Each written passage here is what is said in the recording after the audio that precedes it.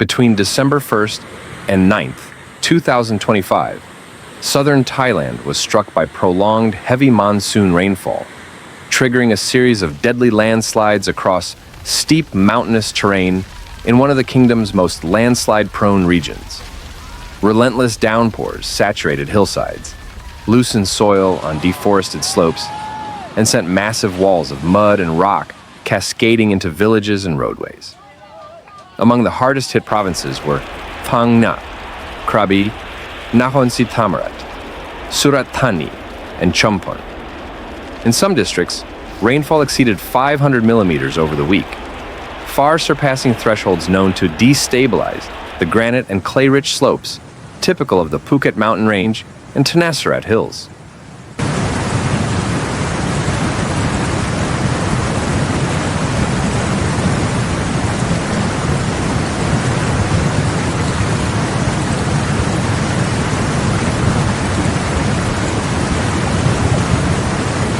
These areas had long been classified as high-risk zones by Thailand's Department of Mineral Resources and the Disaster Prevention and Mitigation Department. One of the most devastating events unfolded in the early hours of December 5th in Phang Nga's Takwa Pa district. After 4 consecutive days of torrential rain, a rain-soaked hillside above Ban Bang Niang village collapsed at approximately 3:40 a.m.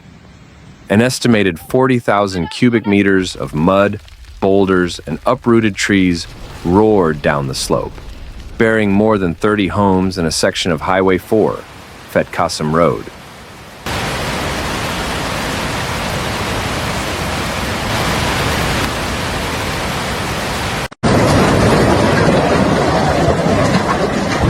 The landslide claimed at least 18 lives and left dozens missing. Local authorities had issued evacuation warnings the previous evening after crack monitors registered critical movement, allowing several hundred residents to flee to higher ground just hours before the disaster struck. Rescue teams from the Royal Thai Army, DDPM, and volunteer foundations worked through the night using excavators, search dogs, and thermal drones to locate survivors trapped beneath the debris.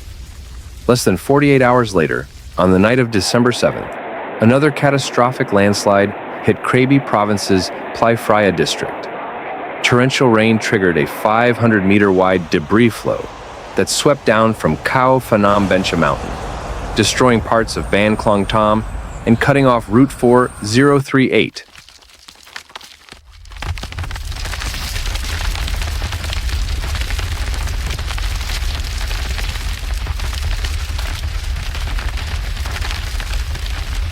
Over 50,000 cubic meters of material, including boulders the size of pickup trucks, obliterated homes and palm plantations.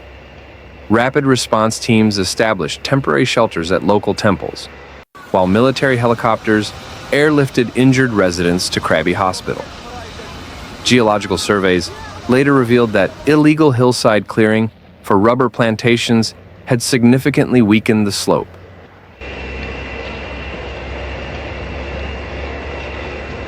Across the south, smaller but still destructive landslides blocked rural roads in Ranong, Trang, and Patalong provinces.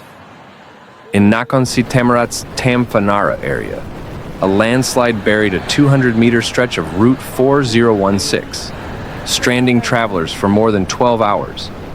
In Surat Thani's Ban Na San district, debris flows damaged power lines and isolated mountain communities, forcing the use of off-road vehicles and pack mules to deliver food and medicine.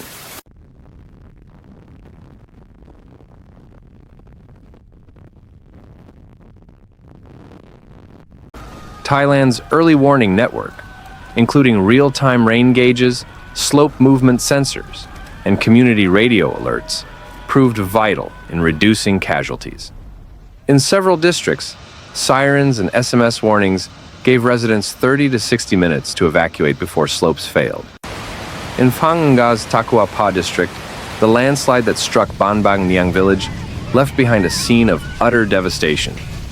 Entire wooden houses were snapped like matchsticks and carried hundreds of meters downslope, ending up as twisted piles of timber mixed with mud and boulders. A once lush hillside was stripped bare, transformed into a 600-meter-long scar of raw earth.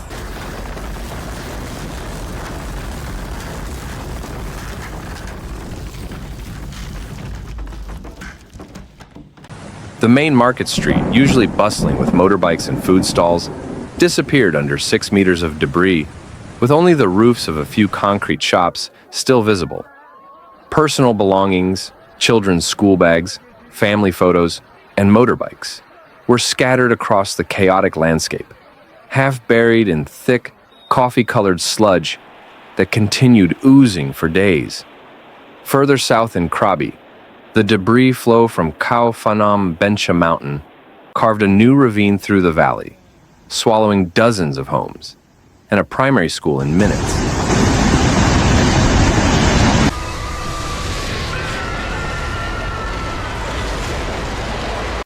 Mature rubber trees over 30 years old were uprooted and flung downhill like toys, while the village temple's golden Buddha statue was found cracked and half submerged in mud 400 meters from its original hall. Roads were not merely blocked, but completely erased in places, leaving deep gashes where asphalt used to be.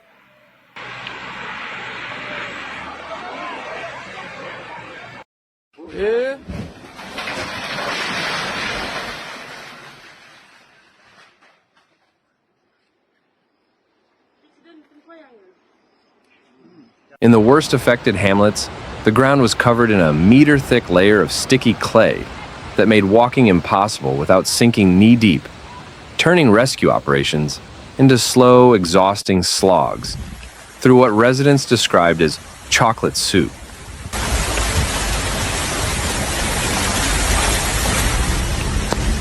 Thanks for watching Severe Weather, where we break down the facts behind nature's most intense moments. If you found this video helpful, please like, comment, and subscribe. Your support keeps this channel going. Hit the bell so you never miss a real, calm, and clear report. Note, some footage in this video may be used for illustration and may not show the exact event described. See you in the next one. Stay informed, stay safe.